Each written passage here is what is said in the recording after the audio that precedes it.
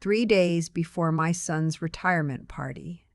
I was at Hargrove's Tailoring on Elm Street, picking up the dress I'd ordered 6 weeks earlier. Ivory silk, fitted at the waist. The kind of dress a woman wears when she wants to feel like herself again.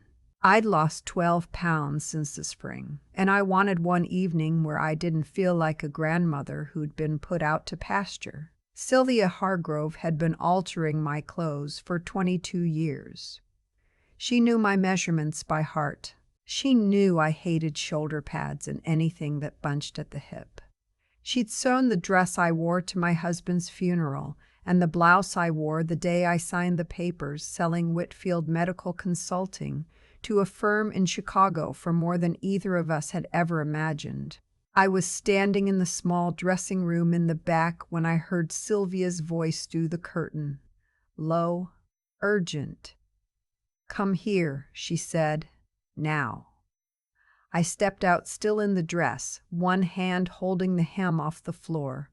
Her face was wrong. I'd known Sylvia long enough to know when something was wrong. Her hands were shaking. She didn't speak. She just pointed toward the storage room at the back of the shop, the one filled with bolts of fabric and old dress forms and the particular smell of moth cedar that never quite went away. She pressed a finger to her lips and pulled the door almost shut behind us. I stood in the dark between a bolt of burgundy velvet and a rack of unfinished jackets, and I listened. The voices were coming through the wall from the coffee shop next door. There was a gap I would notice later, where an old ventilation duct had been removed and never properly sealed. Sound carried through it like water through a crack. My son's voice first, then a woman's voice I didn't recognize. Then a third voice, male, measured, professional. My son said, "She won't question it. She trusts me completely." The woman said, "The accounts have to be separated before the party. Once the POA activates, everything consolidates under our structure." The third voice said, "I've documented 4 visits. Memory lapses, confusion, disorientation. It's enough for the filing. Once we have the medical certification, the rest moves in 48 hours. I stopped breathing. Sylvia's hand found mine in the dark. She squeezed hard enough to hurt. I was grateful for the pain. It kept me from making a sound. They kept talking. Timelines, account numbers, something about a property trust in Delaware, something about a signature I was supposed to provide at the party. A toast, my son had said. "We'll have her sign during the toast. She'll think it's the guest book." The guest book. I heard chairs scrape, footsteps, a door, then silence. Sylvia turned on the light. Her eyes were full of tears she hadn't let fall. She said, "I heard them last Tuesday. Same conversation. I didn't know what to do. I thought maybe I'd misunderstood. But then today, I told her it was all right." My voice surprised me. It was steady. I don't know why it was steady. Everything else in me had gone quiet in the way things go quiet right before they collapse. I asked for a glass of water. She brought it. I drank it, standing there between the fabric bolts in my ivory dress. Then I asked her to finish the alterations. She looked at me like I'd said something strange. I told her I still needed the dress. She finished them in 20 minutes. I paid. I thanked her. I walked out into the October afternoon and sat in my car in the parking lot and did not start the engine for a long time. The party was Saturday, 4 days away. My name is Evelyn Whitfield. I am 63 years old. I live in the house my husband and I bought in 1991 in Fairfield County, Connecticut, a white colonial with black shutters in a yard that gets too much shade in summer and too much ice in winter. Arthur died 6 years ago. Heart failure. He was 61 and coaching our grandson's little league team when it happened. We'd been married 34 years. After he died, I kept working. I had the consulting firm. I had clients. I had a board that needed me to hold it together. I worked because the alternative was sitting in the house we'd bought together, listening to the silence. My son Preston was 36 when Arthur died. He'd been working at Whitfield Medical Consulting for 4 years by then, climbing steadily, doing good work, becoming someone Arthur was proud of. After the funeral, Preston moved his family closer. His wife, Gwendoline, had grown up in Georgia and always seemed slightly uncomfortable in Connecticut. But she made the effort. Their daughter was 4. Her name was Maisie, and she had Arthur's mouth. I sold the firm in 2021. After 18 years of building it, of rebuilding after the 2008 crash nearly took everything, of watching it become something I'd never imagined it could be, I sold it for $18.4 million and retired at 61, 2 years earlier than I'd planned. But I was tired in a way I hadn't known I could be tired. I set aside a trust for Maisie's education. I gave Preston and Gwendoline a generous gift to help with their mortgage. The rest went into investments, managed by my financial advisor of 11 years, a man named Burton Cole.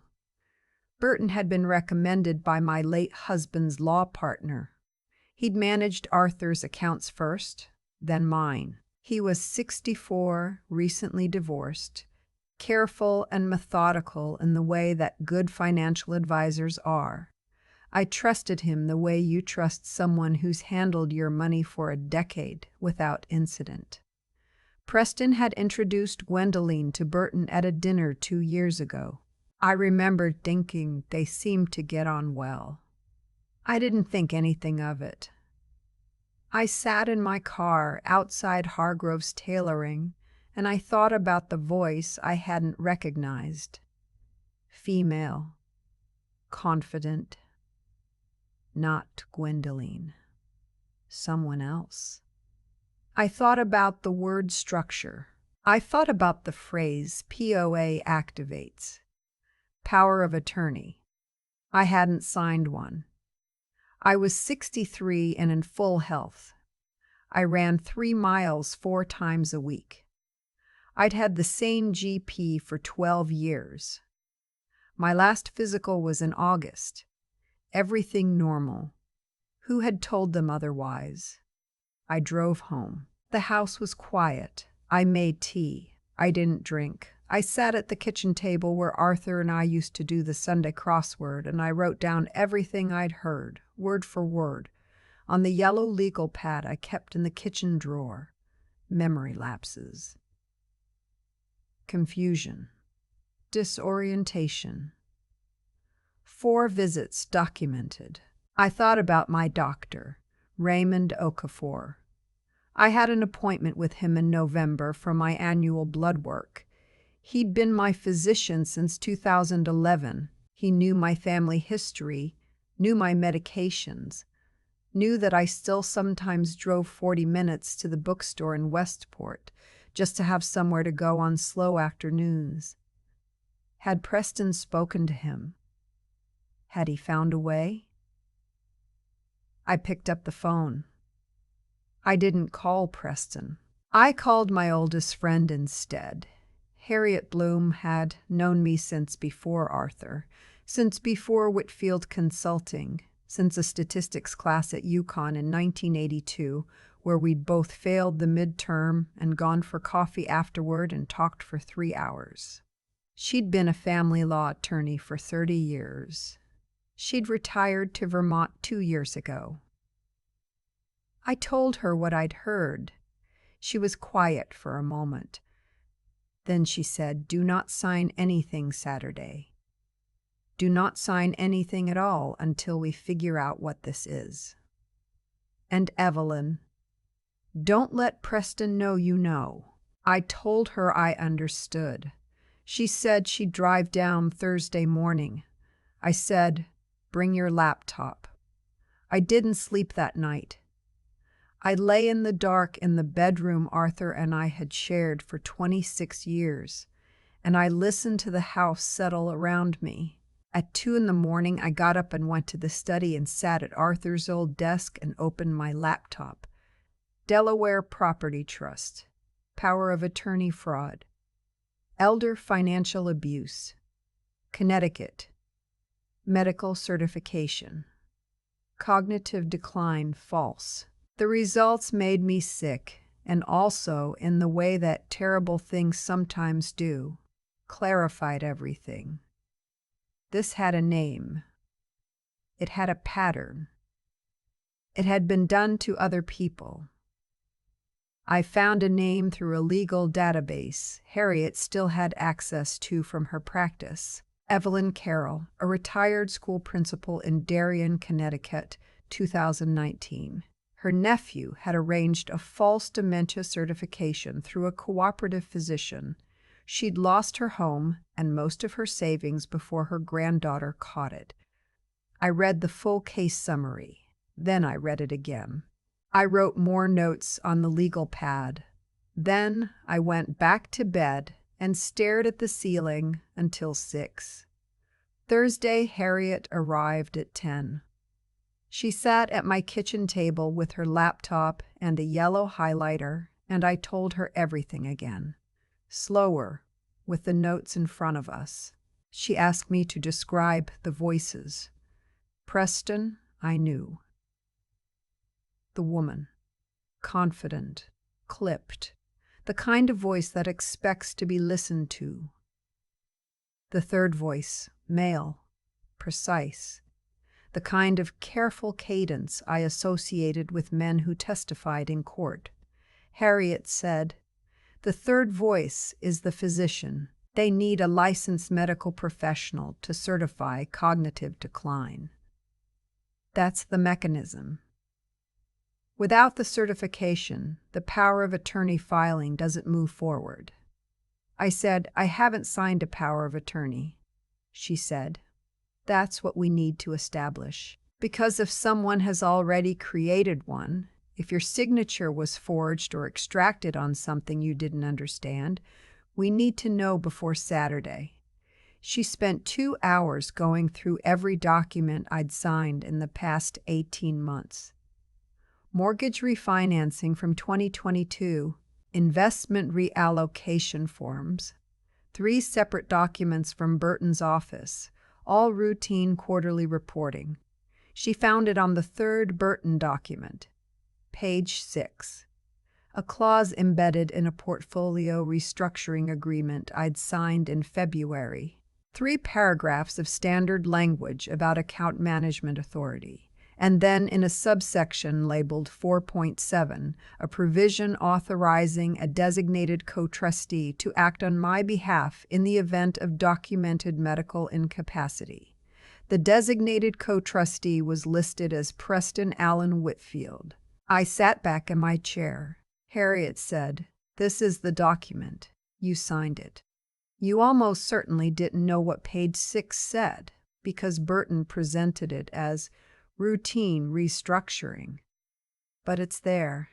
I said, "What does this mean?" She said, "It means once a licensed physician certifies cognitive decline, Preston has immediate legal authority over your accounts. Combined with the Delaware trust structure they've set up, it means the assets can be moved before any court has a chance to freeze them." I asked how much we were talking about.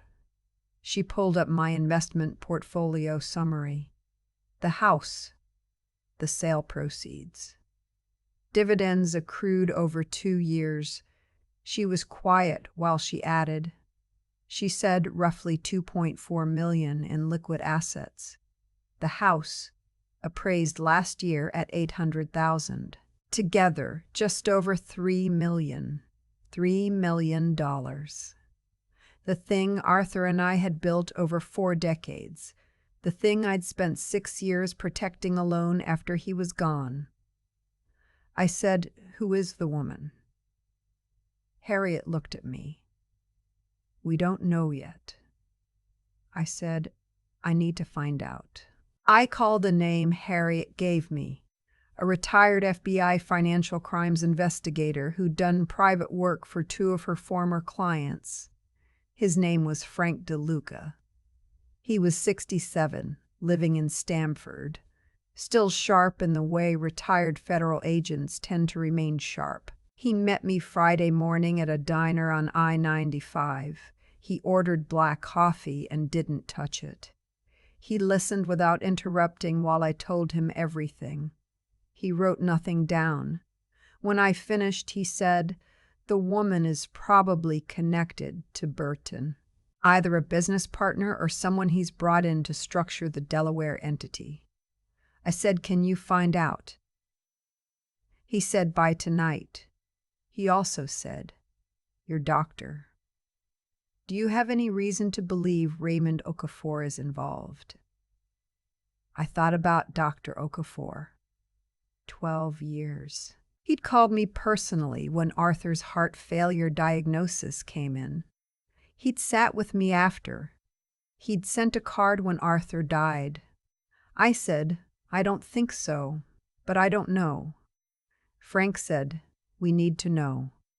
Because if it's not Okafor, someone else has been representing themselves as your physician.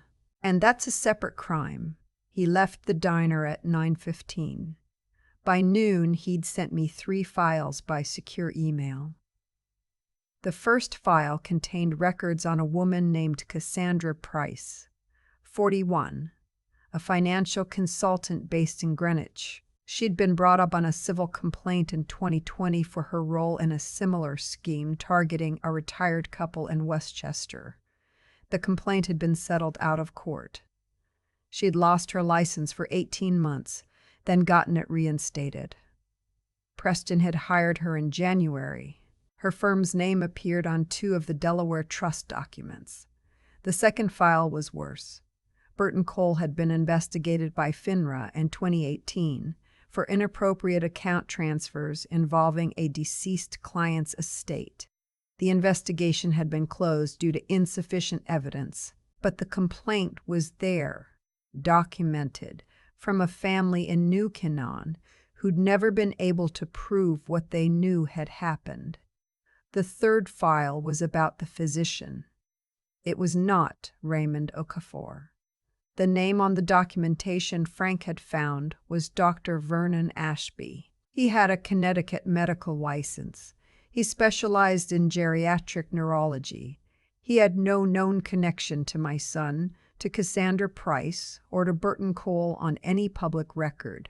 But Frank had pulled his credit activity and found 3 payments over the past 4 months from a Shell LLC registered to the same Delaware address as Preston's trust structure.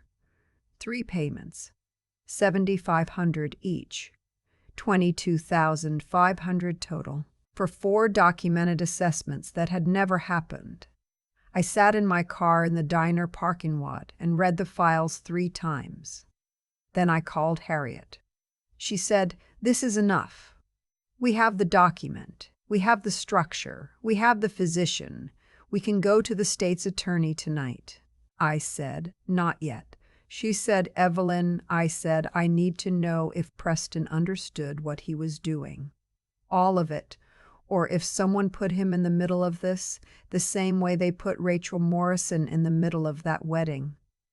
Harriet was quiet. I said, "I need 1 more day."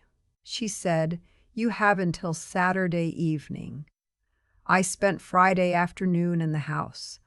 I walked through the rooms the way you do when something is about to change, when you know things will not look the same after.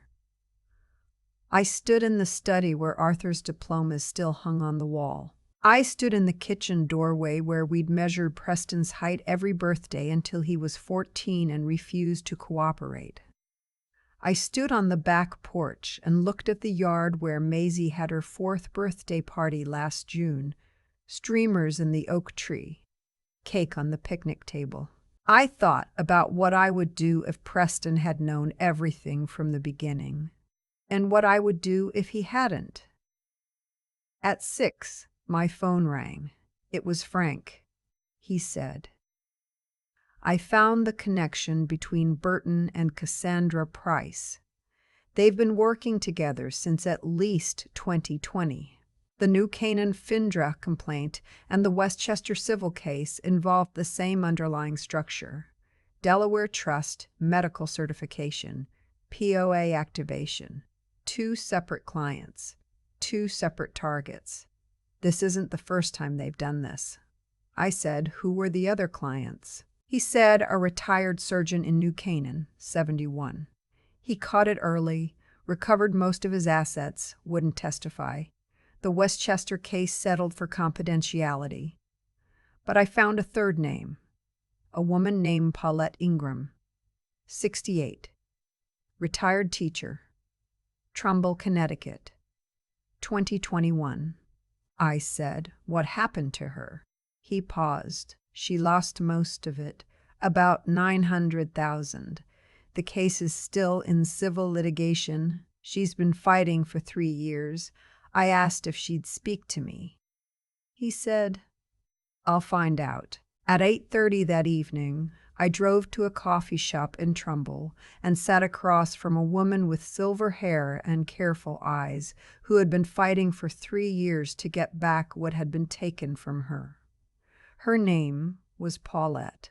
She was wearing a green cardigan, and she ordered chamomile tea, and she told me everything without me having to ask twice. She said, they make you feel like you're losing your mind before they take anything. Little things first. Were you confused in that meeting? You seemed tired. Have you been sleeping? And you start to wonder. Because you're 68 and you have tired days, everyone does. And suddenly someone is documenting those days without you knowing and building a case that you can't dispute because you never knew they were watching. She said, my son wasn't involved. Mine came from my financial advisor and his associate. I trusted him. That was enough. She looked at me across the table. She said, whatever you're planning to do on Saturday, do it.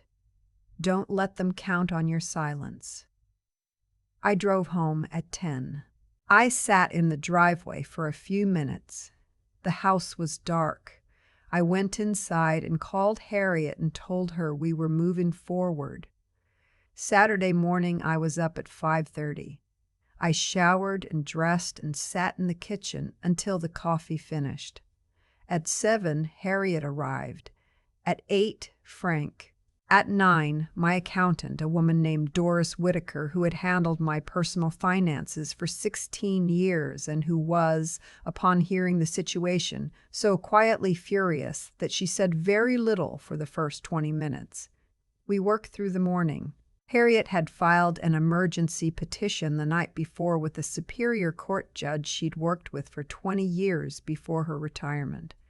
The petition requested a temporary injunction freezing all account transfers associated with the Delaware Trust pending an emergency fraud review. The judge had reviewed it at 7 that morning. At 11, Harriet's phone buzzed. She looked at it and said, "Granted." The injunction was sealed. It would activate at 8 that evening.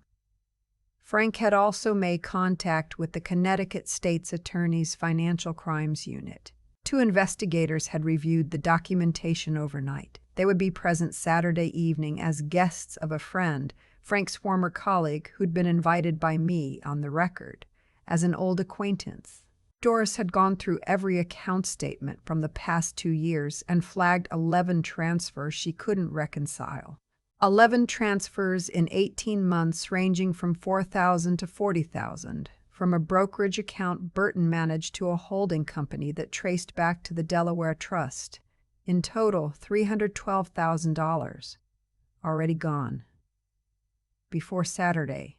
Before the party. Before the signature. I sat with that number for a moment, then I got dressed. The party was at the Fairfield Country Club. Preston had organized it. Gwendoline had chosen the flowers. The invitations had said celebration of a remarkable career. 110 guests, my oldest clients, board members, friends from 30 years in business, people who had known Arthur. I arrived at 6. Preston met me at the door. He hugged me and said, "Mom, you look beautiful." I said, "Thank you, sweetheart." He looked relieved. That was when I knew. He'd expected me to seem uncertain, off. He'd been watching me for months through a lens that had been handed to him by someone else, and tonight he expected to see what that lens had told him was there. I didn't give him that. I worked the room.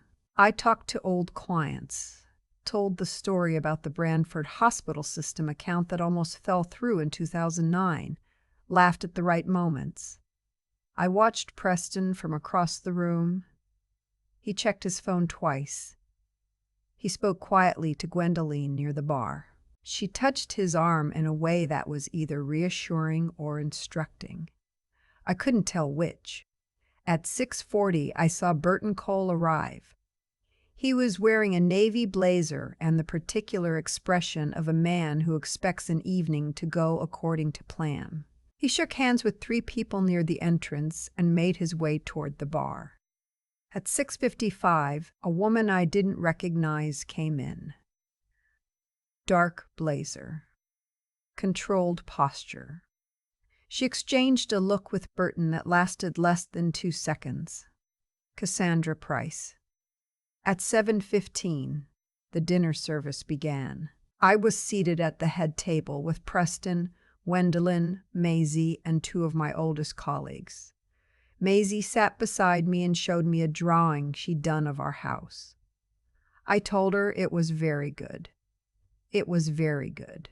At 7:45, the MC, a colleague I'd worked with for 15 years, took the microphone. He spoke for 8 minutes about the firm, about my career, about Arthur. He said Arthur would have been proud, and I believed him, and I looked at my hands for a moment. Then he said, and now Preston Whitfield would like to say a few words about his mother. Preston stood. He buttoned his jacket. He walked to the microphone with the careful ease of someone who has rehearsed.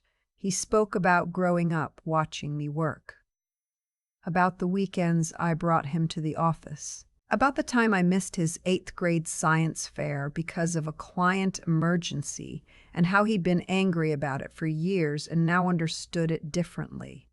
He was good at this. He had always been good at this. My throat tightened. Then he said, "And we'd like to present Mom with a small memento of the evening, something for her to sign, to make it official." The guest book appeared, leather-bound, cream pages, an elegant pen resting in the binding. Cassandra Price moved from her table toward ours. Burton straightened in his seat. I stood. I said, "I'd love to, but first, I'd like to say something." Preston blinked. I said, "May I?" The MC handed me the microphone. I thanked him. I looked out at the room. 110 people who had known me at my best and worst, who had watched me build something and lose Arthur and keep going. I said, 37 years ago, I started a consulting firm with my husband out of the 2nd bedroom of a rental apartment in Bridgeport. We had one client, an independent pharmacy chain, and a used filing cabinet we'd bought at a garage sale. Arthur did the finances. I did the strategy. We did everything else together. I paused. I said, "Arthur taught me one thing above everything else." He said, "Evelyn, the only thing that can't be rebuilt is trust. Money you can lose and earn back. A reputation you can damage and repair. But trust, once it's gone the way it really goes, something fundamental changes." The room was very quiet. I looked at Preston. I said, "I want to talk tonight about something that happened to me this week." And I want to ask everyone in this room to listen carefully, because what I'm going to describe is something that happens to people like us, successful people, careful people, people who believe they have protected themselves more often than any of us wants to admit. Preston said, "Mom," I said his name gently. Then I nodded to the AV table at the back where Frank's colleague was standing. The screen behind me lit up. A Delaware state corporate filing appeared. Whitfield Legacy Holdings, LLC. Filed March 14, 2024. Managing members listed Preston Allen Whitfield and Cassandra Price. I heard someone at table 7 say, "Oh my God," quietly. I said, "This entity was created without my knowledge. It was designed to receive a transfer of my assets, approximately $2.4 million in liquid holdings and my primary residence, upon the activation of a power of attorney filing. A filing I did not authorize." Burton Coles stood. I said, "Burton, please sit down." He stood for a moment longer. Then he sat. I said, "A document I signed in February, presented to me as routine portfolio restructuring, contained a clause I was not advised of. Page 6, Section 4.7. It authorized Preston as co-trustee in the event of documented medical incapacity." I clicked the remote in my hand. The clause appeared, enlarged, on the screen. I said, "The medical documentation was to come from a physician named Dr. Vernon Ashby. I have never met Dr. Ashby. I have never met Dr. Ashby. He has no record of treating me. But his records show 4 assessments filed over the past 4 months describing memory lapses, confusion, and cognitive disorientation." The next slide appeared. Payment records. 3 separate transfers from Whitfield Legacy Holdings to a medical billing entity registered to Dr. Ton. Ashby's license number. I said Dr. Ashby was paid $22,500 to document a decline that does not exist. A woman at table 4, my former HR director, 60 years old, put both hands over her mouth. I turned to look at Cassandra Price. I said, "Miss Peary, Price has done this before. In 2020, a civil complaint was filed against her in Westchester County for her role in a similar structure targeting a retired couple. In 2021, in Trumbull, Connecticut, a 68-year-old retired school teacher named Paulette Ingram lost $900,000 to a trust structure that Ms. Price helped design." Cassandra Price stood. I said, "Please don't." She stood for a moment. 2 men near the back of the room stood as well. She looked at them. She sat back down. I said, "Paulette Ingram has been in litigation for 3 years trying to recover what was taken from her. She is here tonight." I looked toward table 9. Paulette was sitting beside Frank. She looked at Cassandra Price with the even, unflinching expression of someone who has been waiting for this for a long time. I turned back to the room. I said before tonight $312,000 had already been transferred out of my brokerage account into Whitfield Legacy Holdings, 11 transfers over 18 months. I did not authorize any of them. The next slide showed the transfer records. Doris Whitaker stood from table 3. She said, "I verified every one of those transactions this morning. Not one had the account holder's direct authorization." The room erupted. Not in chaos. In the particular sound of people absorbing something they cannot unhear. Preston was on his feet. His chair scraped back hard. "Mom." His voice cracked. "Mom, it wasn't." I looked at him. My son. 36 years old, Arthur's build, Arthur's hands, standing in a room full of people who had watched him grow up. I said, "I know. Sit down, sweetheart, please." He sat. I said to the room, "I want to be clear about something. What I'm describing tonight is elder financial abuse. It has a specific legal definition. It has a specific prosecution path. And it is far more common than any of us believes. I looked at Cassandra Price, at Burton Cole. I said, at 8 o'clock this evening, a court injunction sealed by the Fairfield Superior Court will freeze all accounts associated with Whitfield Legacy Holdings. The $312,000 cannot be moved. The pending transfer cannot be executed. I glanced at my watch. It was 7:58. I said that was 2 minutes ago. Someone started clapping. I wasn't sure who. Then more people joined. I raised my hand and the room quieted. I said, there is one more thing. I looked at Preston. I said, my son is in this room.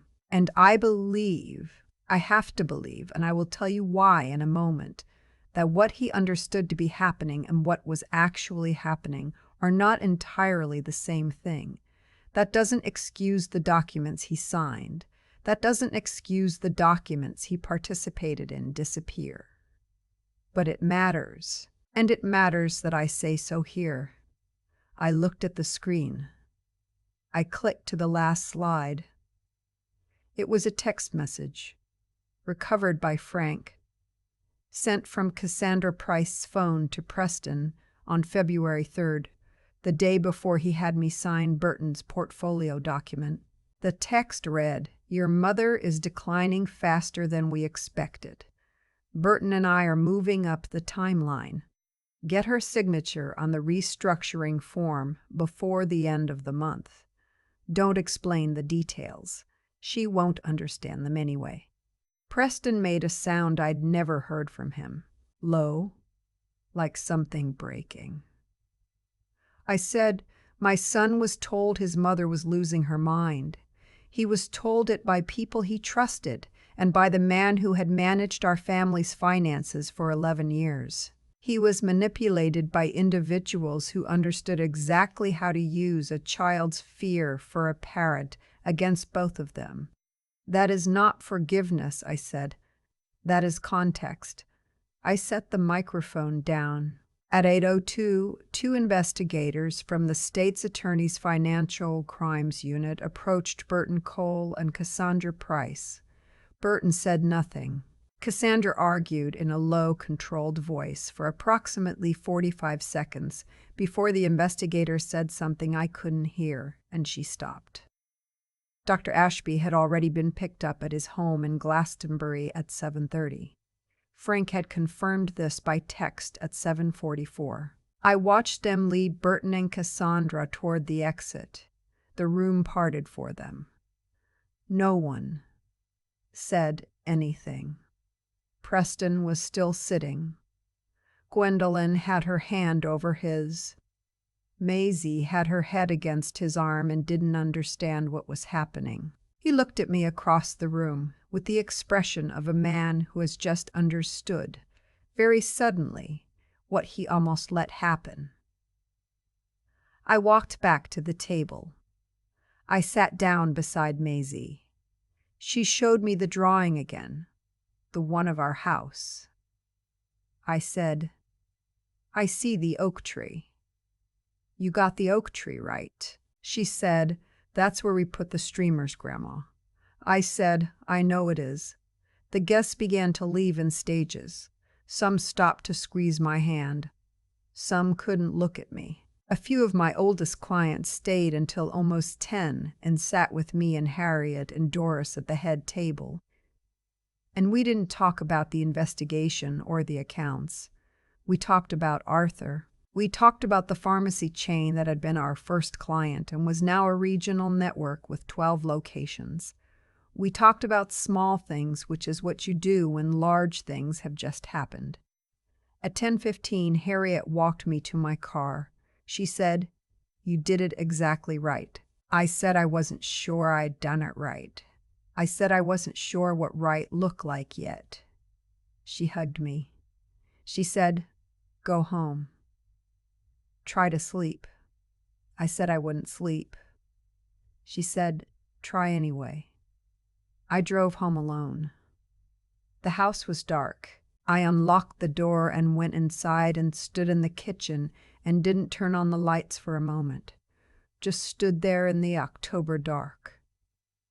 I thought about Arthur. I thought about the filing cabinet from the garage sale and the rental apartment in Bridgeport and the day we'd signed the papers on this house.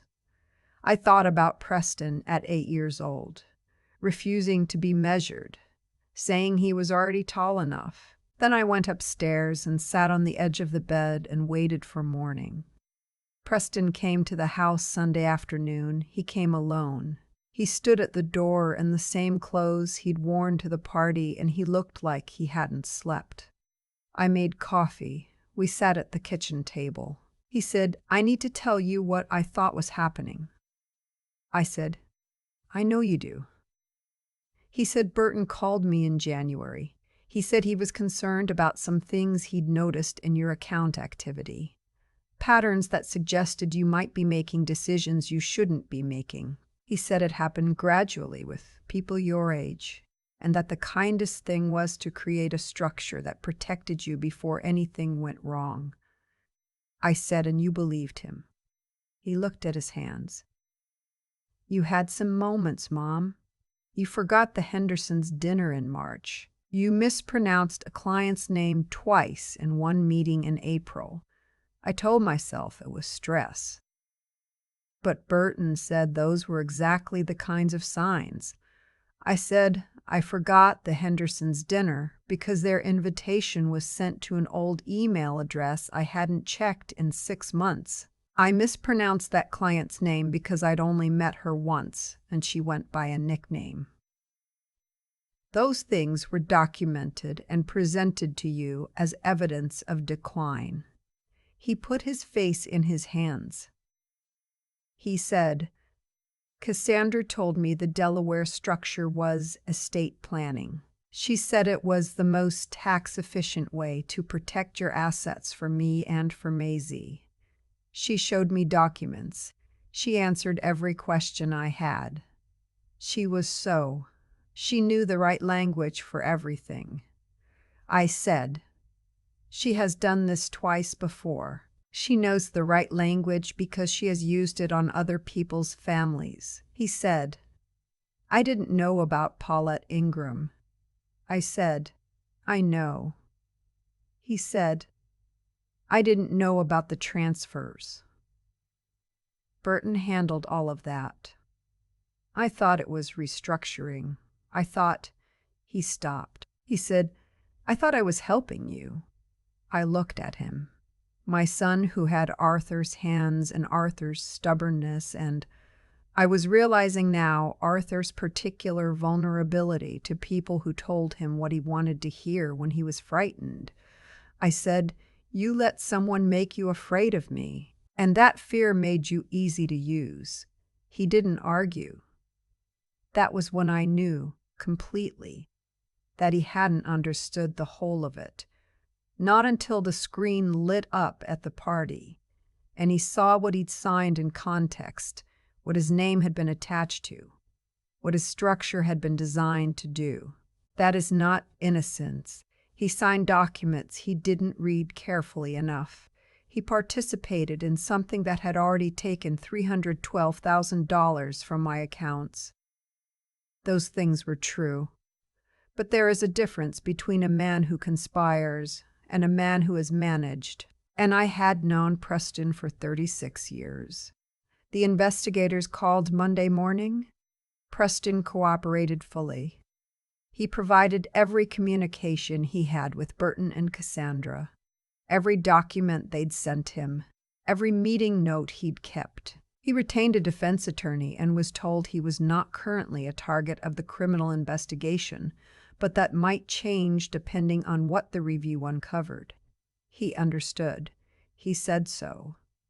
Burton Cole was charged in November, 8 counts, including wire fraud, breach of fiduciary duty, conspiracy to commit elder financial abuse, and unauthorized transfer of client funds. He pled not guilty. His assets were frozen pending trial. Cassandra Price was charged with 9 counts. Her prior complaint from Westchester was unsealed and added to the record. Paulette Ingram's civil case was reopened with new evidence. The Connecticut Attorney General's office announced they were reviewing 14 other cases involving Price's firm. Dr. Stroer. Vernon Ashby surrendered his medical license voluntarily in September and agreed to cooperate with the state investigation in exchange for a reduced charge. He admitted to fabricating 4 assessments for 3 separate clients over the past 2 years. He'd been paid a total of $67,000. He said he'd told himself it was harm reduction, that the families had good intentions for the assets, and the patients would be better off managed. He said that for about 4 minutes before the investigator stopped him. The $312,000 was recovered in full through the account freeze and subsequent seizure of Whitfield Legacy Holdings. My own accounts were restructured, with Doris overseeing all transfers above $1,000. Dual authorization, no exceptions. 6 months after the party, I was sitting in the study on a Thursday morning when my phone rang. It was a number I didn't recognize. I almost didn't answer. The voice on the other end was a woman. She said, "My name is Frances Albright. I'm calling because I read about your case in the Hartford Courant." My name didn't appear, but the details matched enough that she'd tracked down the connection through a mutual contact. She said, "I think the same thing is happening to my mother." She said, "I think my stepfather arranged it." She said, "I don't know what to do." I sat with the phone for a moment. Then I said, "Tell me everything from the beginning." Preston and I didn't recover quickly. That's the honest version. He called every week for 2 months. I took the calls. I answered in brief, careful sentences. I wasn't cold. I was protecting something I wasn't sure I had left to protect. In February, 7 months after the party, he asked if he could bring Maisie over on a Saturday. I said yes. She came in and went directly to the kitchen and asked if we still had the cookie cutters shaped like stars. We did. We made sugar cookies, and she covered the table in powdered sugar, and we let her. Preston sat at the kitchen table the way Arthur used to sit, with his elbows on the wood and his coffee going cold. He didn't explain himself again. He'd done that. He just sat there and was present, and let me decide what that was worth. I decided it was worth something. Not everything, but something. In April, he called to tell me he'd enrolled in a financial literacy course at a community college in Bridgeport. Not for a degree, just to learn what he hadn't known how to read in the documents Cassandra had put in front of him. He said, "I don't want to be managed by someone's language again." I said, "That's a good reason to learn." He said, "I'm sorry, Mom." Not for the first time, but this time it landed differently. I said, "I know you are." A year after the party, I drove to Trumbull and had lunch with Paulette Ingram. We sat in a restaurant near her apartment, and she told me the civil case had finally settled. Not everything she'd lost, but most of it. She said, "They tire you out. That's their strategy. They make the litigation so long and exhausting that people give up." I didn't give up. I said, "I know." I could tell that the night we met. She said, "What are you going to do next?" I said I'd been asked to speak at a financial literacy event for retirees in New Haven in the spring. I'd said yes. I was going to talk about what the documents looked like, what the language sounded like, what it felt like when the people you trusted began to describe you as someone you didn't recognize. She said, "I'll come." I said, "I was hoping you'd say that. I still live in the Fairfield County house. The yard gets too much shade in summer. In October, the leaves come down so fast that Rosa, who helps me twice a month with the heavy cleaning, complains every year that the gutters are a disaster. I tell her that's why we have gutters. Arthur's photograph is on the desk in the study, the same one from 1991, the year we bought the house. Two people in their 30s who had no idea what they were building or how long they'd be building it. I talk to him sometimes, not in a way I'd explain to anyone, just in the way that you sometimes need to say things to someone who knew you when you were still figuring out who you were. I told him about the party. I told him I'd kept it, not perfectly, not without cost, but it was still standing. I told him what I said about trust at the podium. I told him I'd stolen it from him, from something he'd said to me in 1994 when we almost lost the Brantford account, and I'd wanted to walk away. He'd said, "Evelyn, the only thing that can't be rebuilt is trust." And I'd believed him then. And standing at that podium with the screen lit behind me and 110 people waiting, I'd believed him again. He would have known what to do with Preston. He always knew how to hold people accountable without letting go of them. I'm still learning that. I'm 63 years old, and I am still learning the difference between forgiving someone and trusting them again, and understanding that those two things do not have to happen at the same time or in the same order. I got a letter last month from Frances Albright. Her mother's case was referred to the state's attorney. The stepfather was under investigation. Frances said, "I don't know how it ends yet, but I know we're fighting." She said, "Thank you for picking up the phone." I wrote back. I said, "That's all any of us can do. Pick up the phone. Keep going. Don't let them count on your silence." I meant it. I mean it still. I've thought a lot about what made all of this possible. Not the fraud. I mean, what made me a target in the first place. And the honest answer is that I made it easy. Not because I was foolish. Because I was trusting in the specific way that people become trusting after decades of building something real. When you spent 37 years working alongside people who showed up and did what they said they would do, you start to assume that's just how people are. You stop reading page 6. You stop asking why someone is being so helpful. You take the pen and you sign. Burton counted on that.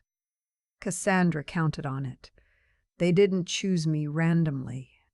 They chose me because I had assets worth taking and a pattern of trust worth exploiting. That's the cold mechanics of what happened, and I think it matters to say it plainly rather than dress it up. They looked at a 63-year-old woman who had worked hard and trusted well, and they saw an opportunity. That's what elder financial abuse actually looks like from the inside. It doesn't announce itself. It arrives wearing the face of someone you already know. What I didn't expect was how much Preston's involvement would cost me. Not financially, but in the way grief costs you. He wasn't the architect of what happened. He was the door they walked through. And for a long time I didn't know how to hold both of those things at once. That he had signed documents he didn't fully understand, and that his willingness to be managed by someone else's fear had nearly cost me everything Arthur and I spent a lifetime building. Forgiving him was not the hard part, eventually. The hard part was trusting my own judgment again about who he was. What I've come to believe is this: the choices we make when we're frightened reveal something true about us. Preston was frightened of losing me to a decline that didn't exist, and that fear made him easy to steer. I've had to reckon with my part in that too. I was so focused on the company in his early years, so committed to not showing favoritism, that I sometimes forgot to just be his mother. I didn't create what Burton and Cassandra did, but I understand now how they found the opening. Sylvia Hargrove didn't have to pull me into that storage room. She could have told herself she'd misheard, that it wasn't her business, that getting involved was too complicated. She'd known me for 22 years and she still could have looked the other way. She didn't. And I think about that a lot. About how many times in a life the difference between disaster and survival comes down to one person deciding that what they know matters enough to say out loud. Paulette Ingram fought for 3 years. She didn't quit when the litigation dragged on, when the other side made it expensive and exhausting, when it would have been easier to accept a fraction of what she was owed and move on. That's not stubbornness. That's the particular kind of endurance that comes from knowing what something cost you to build. She knew. She kept going, and when I sat across from her at that restaurant in Trumbull, I thought, that's what it looks like to refuse to be erased. I'm still here. The house still has too much shade in summer. Maisie still asks for the star-shaped cookie cutters. Preston calls on Sundays now, and I pick up every time. We don't get to choose what gets taken from us. We only choose what we do when we find out.